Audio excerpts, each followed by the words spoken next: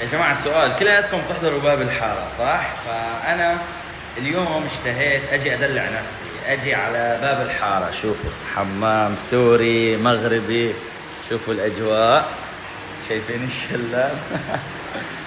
هلا هون جايين نعمل استرخاء، وهاي شاكوزي، وهون راح اعمل مساج. اوكي مساج، وبعدين فجأة بتنزل من فوق هون مي علي.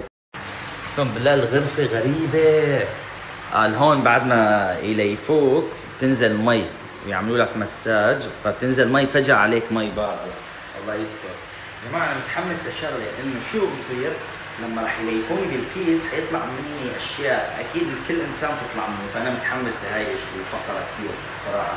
فشكلي راح يتجدد، يعني راح يصير النيو محمود. أوكي يعني حيصير شكلنا أفضل. يا سلام غرفة البخار.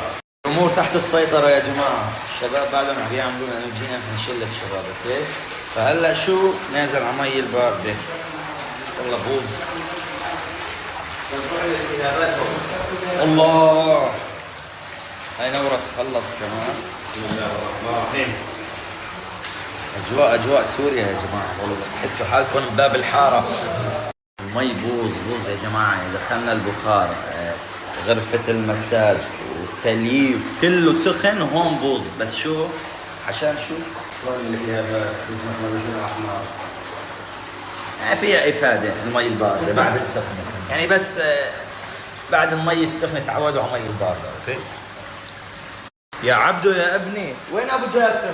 يا ابو جاسم وين ابو حاتم، ابو بشير، ابو جاسم؟ ما في حدا.